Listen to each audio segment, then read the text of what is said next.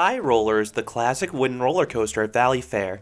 The park's oldest coaster was designed by International Amusement Devices, and it's still one of their more popular attractions. Find out why in this review.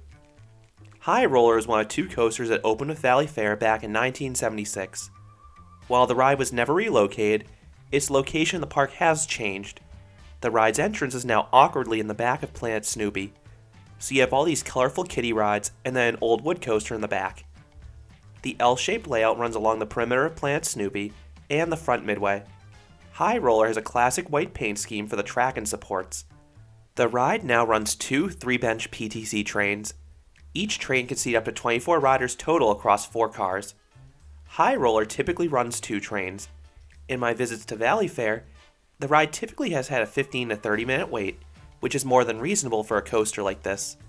Once you reach the end of the line, you can choose whatever row you please, and I recommend the back. You have some better airtime on the outward leg in that seat.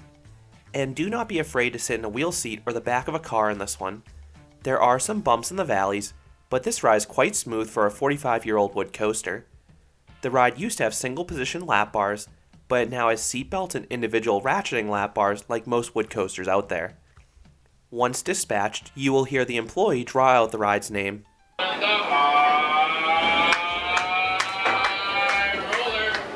You then turn towards the lift hill and ascend the 70-foot or 21-meter tall lift. If you look left, you can see some of the haunt attractions. The first drop looks unassuming, but the drop actually hits a max angle of 52 degrees, and those in back will get a decent pop of ejector airtime. You get the same caliber of airtime on the subsequent Camelback in the back row as well. Those up front get a phenomenon on the Camelback that I like to call bumpy airtime. It's a type of airtime you only get on classic wood coasters. Rather than having one fluid airtime moment, you get bounced out of your seat 2 or 3 times. It's not the strongest airtime, but it is different. The entry into the far turnaround delivers bumpy airtime for those up front yet again. The turn is pretty slow, but you're about to get a whole lot slower. There is a harsh trim brake at the end of the turn. I can only imagine how strong the return run would be without that brake. You'll still get some airtime, but it's definitely mitigated. Despite the speed loss, the drop off that turnaround still manages to give weak airtime for those in back. You then navigate a bunny hill.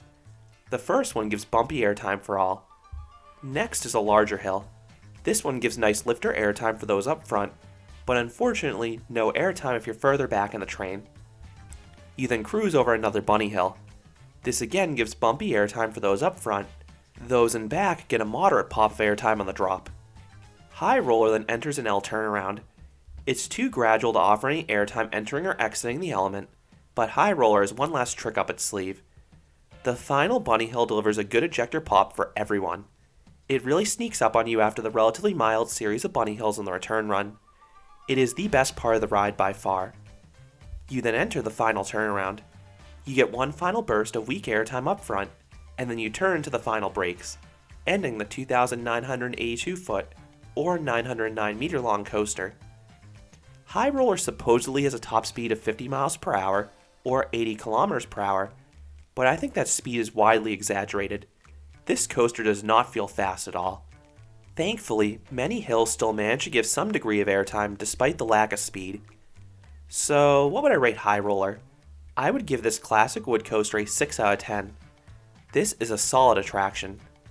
There are some nice airtime pops, particularly in the back row, and the ride is very smooth given its age. The ride isn't the fastest nor wildest, but it's a reasonably fun coaster for all ages. So those are my thoughts on High Roller at Valleyfair. What are your thoughts on Valleyfair's oldest wood coaster? Do you like this attraction? Let me know your thoughts down below. If you enjoyed this review, I'd appreciate it if you gave this video a like, and you considered subscribing, because there'll be a lot more roller coaster and amusement park videos here at Canobie Coaster. Thanks for watching.